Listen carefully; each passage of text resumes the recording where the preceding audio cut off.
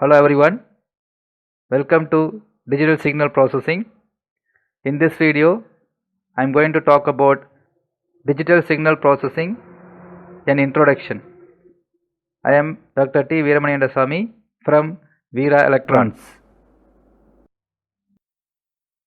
If you want to design a digital system or a system for signal processing, digital system for signal processing, so what are the things inside, right? What about the role of that components?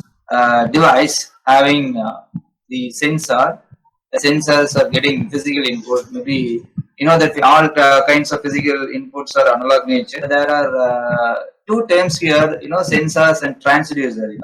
Terms are the keywords in that part. So don't get confusion on transducers and sensors. So sensors converts physical quantity into an electrical quantity. Transducer is what that can convert one form of energy into another form of energy. Sensor also comes under the transducer. Okay, right.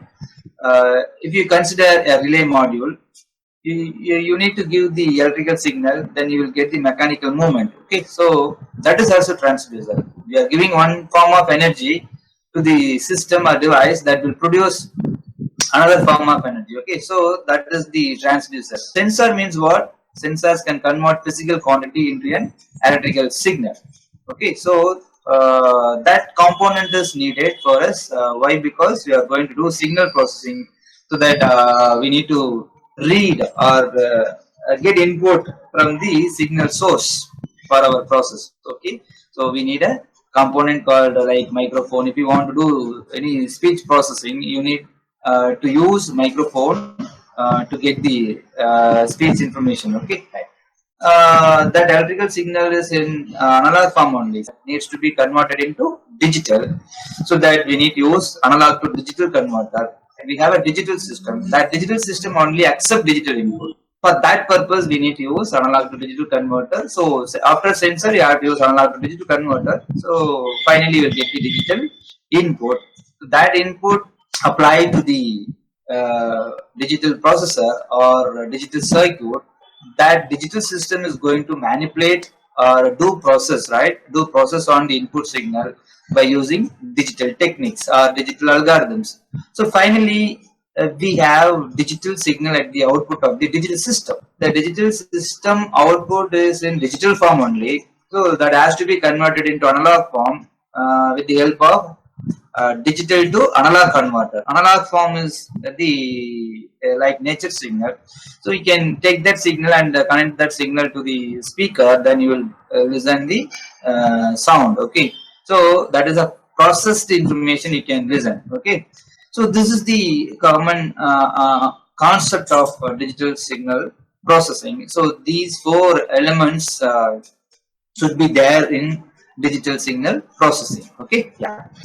Picture showing you how the digital system is working.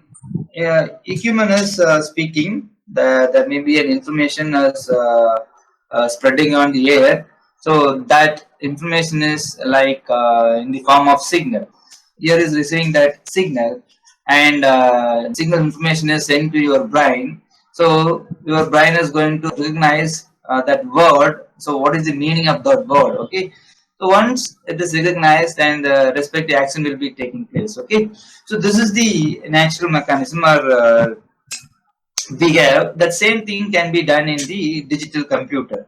So yes, like the speech signal can be received, right, using microphone or mic. Then the mic is actually a sensor which converts a pressure, okay, sound pressure or vocal pressure into electrical signal. So that electrical signal, you know, it is in analog form only. Then we have a DSP or any digital processor. So it only accept the digital input, right? So that you need to use ADC before that. So the analog input is given to the ADC, then ADC will convert the digital value for the analog input. So this input is given to the DSP system, then your concept is written as a program. in this processor, right? That processor is going to analyze or manipulate your input. So finally, will get the processor will generate the output, right? Your input is 1010. After processing, your input is modified, right, according to your algorithm. So now your output is 1001. This is the solution of your task or problem. Then you need to get the output in real world, so that this digital value has to be converted back to analog, right? Once the signal is converted into analog form, this is the processed information. So you can use this analog signal as an output signal. You can connect this with speaker and all, you will get the expected output. Okay, so this is the simple digital signal processing unit. This is also a model for the natural behavior, right? Then this is the list we have. We need to use some additional component apart from this ADC. ADC has to be connected before processor. DAC has to be connected after processor, right? Here you can see there's a processor. Before you have ADC, analog to digital converter. Then after processor you have DAC, right? Digital to analog converter, right? Additional to that, so we have anti-aliasing filter and smoothing filter, right? So before ADC, you need to use anti-aliasing filter. So what is the purpose of anti-aliasing filter? Means, in ADC you have sampler and quantizer. Okay, so the analog signal has to be sampled first and quantized. After quantization, then signal is digitized. So before sampling, you know that you have to think on the sampling theorem. So you have to follow the sampling theorem for sampling. Okay, so sampler should have the frequency or sampling period. So switch open and close like that. Okay, so how fast the switch is open and close. So that is decided by the sampling frequency. So what should be the sampling frequency?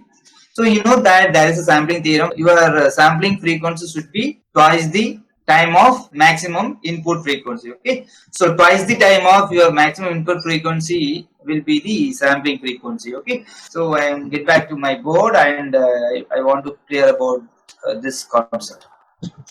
There is a sampler is here. Sampler is here, right? So we need to give the analog input, that is x of t has to be given to the sampler. Then you have a quantizer, the next for this quantizer, then you will get the digital signal x of n. You get the digital signal x of n, right? So this sampler needs to use sampling frequency. What about sampling frequency? Fs equal to 2 into f max. What about this max? Maximum input frequency. Sampling frequency depends on the maximum input frequency. Okay, so if you don't know about the maximum input frequency, so you can't fix the sampling frequency. So if you want to set the sampling frequency, you must need maximum input frequency. Okay, you must need maximum input frequency. So if it is unknown, you can't fix this. If it is unknown, you can't fix this. Okay, so x of t from the source, any source. So that cannot be predictable. Okay, so any information can be an x of t. Okay, so it may be from any source. So you have to define what about the maximum input frequency of x of t. So you have to define the maximum input frequency. So x of t has to be given to this block. So this block is going to fix the maximum frequency. Then only we can easily decide the sampling frequency, isn't it, right? The low pass filter has to be introduced here. You know that low pass filter means x-axis frequency and y-axis is amplitude. So here you can fix the maximum cutoff frequency. Okay, that is a higher cutoff frequency. This is called FH, higher cutoff frequency. So for low pass filter, you have to decide higher cutoff frequency. Low pass filter means that filter is going to pass only the lower band of frequencies. Okay, from 0 to 1 kilohertz or 0 to 5 kilohertz, right? So this filter is going to accept the signal from 0 to 1 kilohertz or 5 kilohertz. Get my point? So 1 kilohertz or 5 kilohertz or 10 kilohertz. So who will decide this? FH will decide. That is the right side edge has to be fixed in low pass filter. So let's say it starts from 0. Fix that f max. What about f max? The higher cutoff frequency will be the f max. Okay. So if it is 1 kHz, we can easily calculate the sampling frequency. So before sampler, if you have a low pass filter, means it is better to set the sampling frequency for sampler. So that purpose we are using a low pass filter in front of the ADC. This part is ADC. This whole part is called ADC. Okay. And quarter also included. This is called ADC. So before ADC, you need to use low pass filter, means it is better for the ADC. So, and also this is as a low pass filter, it is also called as anti-aliasing filter.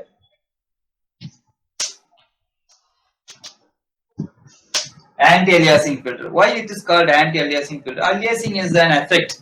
If that effect is introduced in the signal processing, you cannot reproduce the signal back. That means what? You are not going to reconstruct the output.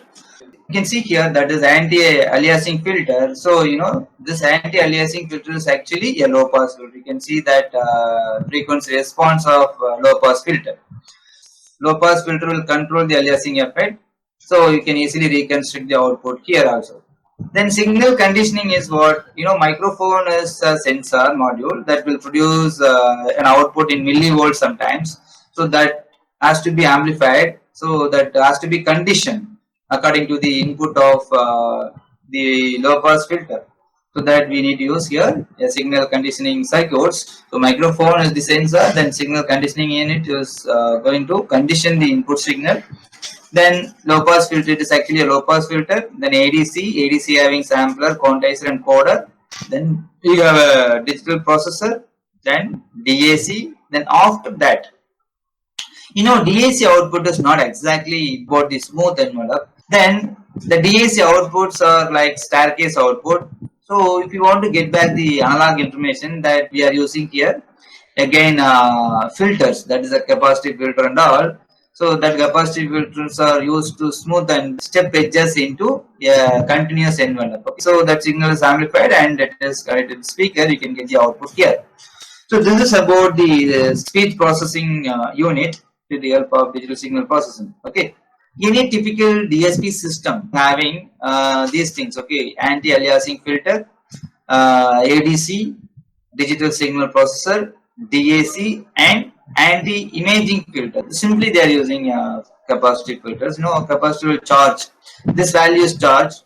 This value is charged, right? So this duration is covered by the capacitor. Then the next value comes. You will get the continuity here. You will make this continuous signal envelope. Okay. So these are the components of digital signal processing unit. Thank you.